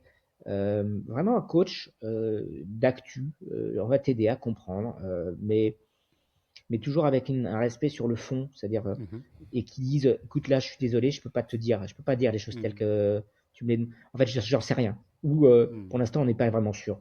Ou alors, D'accord. cette question, elle est problématique parce qu'en fait, il y a des points de vue différents. Je t'explique les différents points de vue et après, tu feras ton choix. Et c'est Mhm. ce côté vraiment que les médias sont incapables de faire, euh, qui font très peu. Moi, j'avais inventé un format, ça s'appelait les termes du débat. Pourquoi? Parce que j'avais pour vocation d'être neutre. Mais quelquefois, Mhm. c'était impossible d'être neutre Bien sur sûr. les questions. Mhm. Donc, je dis, bah, voilà, la question, c'est sur le nucléaire, je t'explique les avantages et les inconvénients. Euh, sur la question climatique, les avantages, ils sont très clairs. Il n'y a plus photo. Et c'est pas vrai, si on te raconte le contraire, c'est faux. Par contre, il y a Mhm. aussi des inconvénients. Et je te montre aussi des inconvénients. Il y a les déchets, il y a la dangerosité, il y a plein de choses. Bon, donc après, tu fais ton choix. Mhm. Mais en tout cas, je te donne les clés du débat. Ça, c'est un truc, j'aimerais bien avoir un coach de l'information qui fasse ça. Ok, bah écoute, dans les cartons peut-être pour 2025 ou 2026, mais j'ai cru comprendre que tu étais déjà bien occupé avec ta situation actuelle et effectivement toutes tes interventions avec tes différents clients. Donc, est-ce que tu penses qu'un jour tu vas te concentrer là-dessus et lancer vraiment ce coach de l'information? En tout cas, non, je pense pas que je le lancerai. Parce que fondamentalement, je pense pas être vraiment un entrepreneur. J'ai pas l'âme de l'entrepreneur vraiment. Moi, je suis un bidouilleur, un artisan. Euh, je vais pas créer un média. Par contre, m'associer à quelqu'un qui a un Mhm. peu de moyens, des ambitions et de l'aider à monter ce genre de truc. S'il y a des gens qui sont intéressants, moi je suis prêt à en parler. Bah Voilà, mais écoute, je vais pas lancer le média parfait. tout seul. Voilà. Ouais. Ok, bah, super intéressant. Et justement, question, quel est le meilleur moyen pour les éditeurs de te contacter sur ce sujet ou même s'ils veulent faire appel à tes services? Ah bah sur Médiaculture, donc Cyril @mediaculture.fr, Ok, sur Twitter, sur LinkedIn, partout. partout, partout. Ok. Et dernière petite question, quel est le média ou le groupe média qui t'inspire le plus? J'ai l'impression que tu regardes également beaucoup ce qui se passe à l'étranger. Donc ça peut être en France ou hors de l'Hexagone. Est-ce qu'il y a un groupe média qui vraiment t'inspire? Ah, question compliquée. Question compliquée. Qu'est-ce qui m'inspire vraiment? J'ai cité déjà The Economist, que je trouve incroyable. J'aime bien aussi Tortoise Media. Mhm. Tortoise, le média anglais qui a racheté The Independent, je crois, en Angleterre, qui est incroyable parce que une communauté vraiment très très forte, des formats slow, médias, une intelligence collective intéressante, une diversification. Voilà, ils ont un positionnement très élitiste, très CSP+, mais ça marche bien, ouais. Je veux dire, des correspondents aussi aux Mhm. Pays-Bas, qui est très très bien aussi, très remarquable travail sur la communauté. Encore une fois, ceux qui m'impressionnent le plus, c'est souvent ceux qui ont géré leur marque autour d'une communauté. Euh, Mhm. et pareil pour les influenceurs, ils m'impressionnent aussi en fait les Gaspard G, les Hugo Décrypte, ils m'impressionnent parce que ils ont un média qui rend un vrai service, qui est Mhm. super bien. Alors après, leur modèle d'affaires, il est basé aussi sur les EP, sur du brand content, une marque blanche, etc. Loopsider, Mhm. j'ai oublié de citer en France, Loopsider, super média, qui a un business model très très remarquable, qui est présent aussi en natif sur les réseaux sociaux. Ah, c'est le Brut, l'autre Brut, Mhm. qui est super, super bon. Voilà, c'est des médias que j'aime bien parce qu'ils se sont intéressés d'abord à leur communauté euh, et qui développent des services aux lecteurs qui est vraiment basé sur ce que on attend d'eux. Donc ça, c'est super, c'est des bons exemples pour moi. Très inspirant. Merci beaucoup, Cyril. Merci à J'espère que je t'ai toi. pas mis trop en retard pour ton prochain rendez-vous. Pas de C'était souci, c'est vraiment bon. riche d'enseignements et ouais, je suis sûr que ça va être un épisode très intéressant à écouter pour l'audience. Merci Merci à toi. encore. À Merci bientôt. beaucoup. Salut à toi. Salut. À bientôt.